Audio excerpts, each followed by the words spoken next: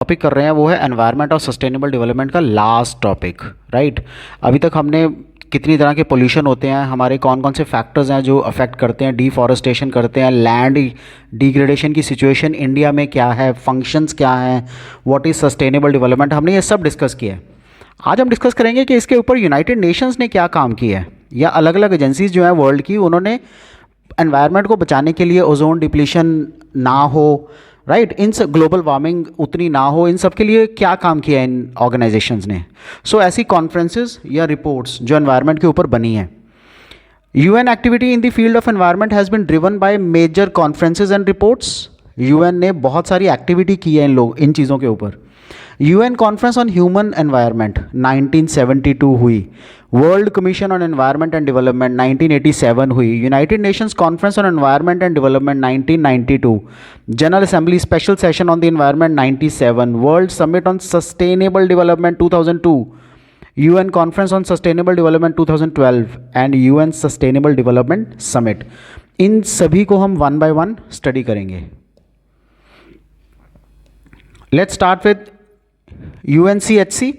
सो UNCHC की full form क्या है? United nations conference on the human environment 1972 में हुई थी ये। सो economic and social council resolution of 30 July 1968 recommended the general assembly consider conveying a UN conference, एक convey करने का उन्होंने सोचा on problems of the human environment की जितनी भी प्रॉब्लम्स थी उन सबको दूर करने के लिए। Then conference convened by General Assembly resolution of 3rd December 1968। ये कॉन्फ्रेंस स्टॉकहोम में हुई थी 5 to 16 June 1972। It led to the establishment of United Nations Environment Program which is UNEP। Okay, second, World Commission on Environment and Development 1987। So this was established by General Assembly resolution of 19 December 1983। It prepared a report for General Assembly in 1987। So इस report में क्या था? Based on 4 साल की study entitled our common future. So इस report में सबसे important ये था, उन्होंने ये कहा कि किसी भी एक कंट्री के रिगार्डिंग नहीं है, ये कॉमन फ्यूचर है for the people and other जो हमारे लिविंग क्रिएचर्स हैं which are living on the earth. Is also known as Brundtland report. Developed the theme of sustainable development का थीम इसी में शुरू हुआ था। So they talked of people, planet and prosperity.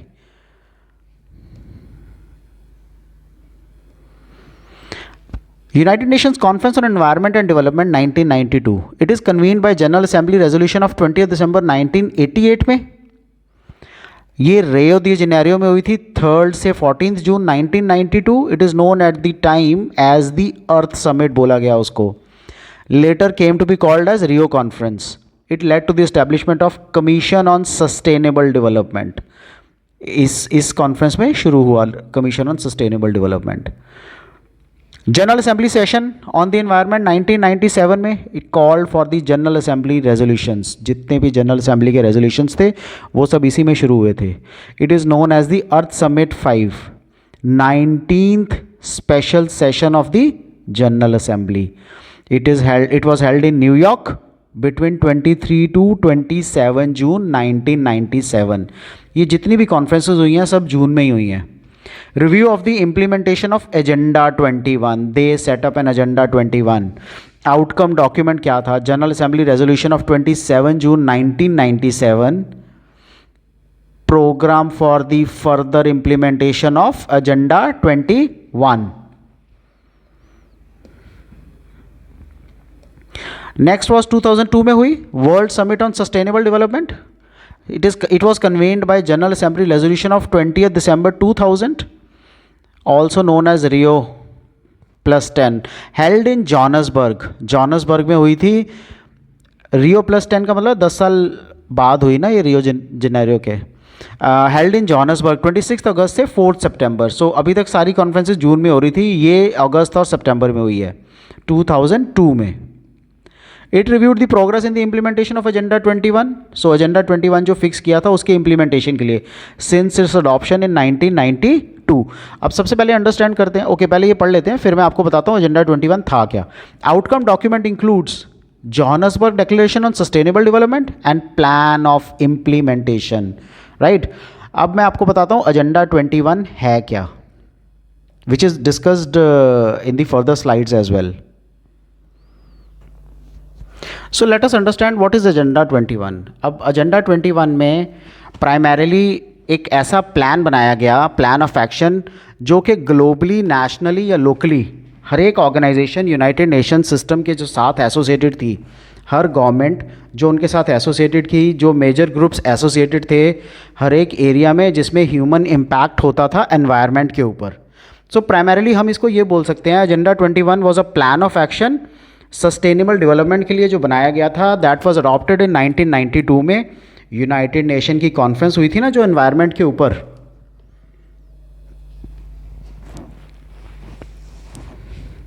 And development के ऊपर इन रियो दे Janeiro, Brazil में।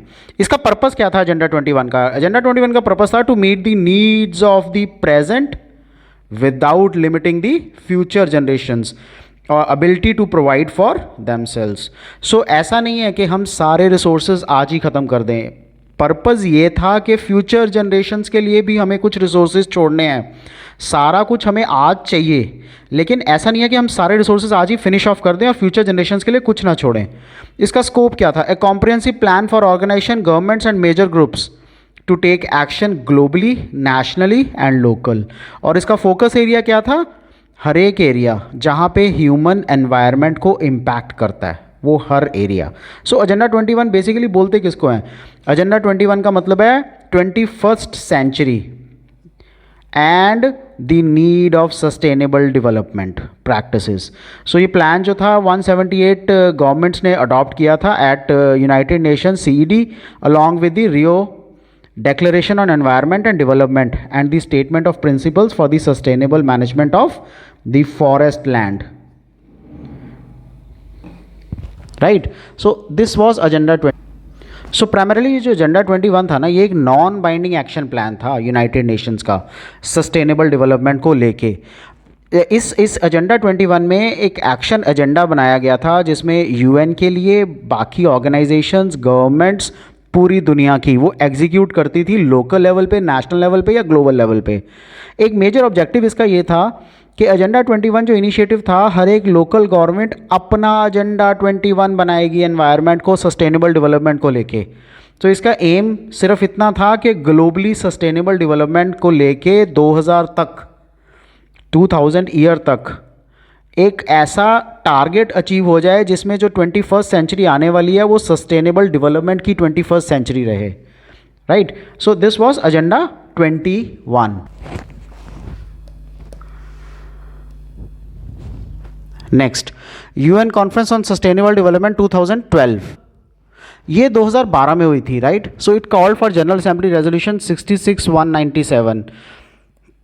It was known as Rio plus 20।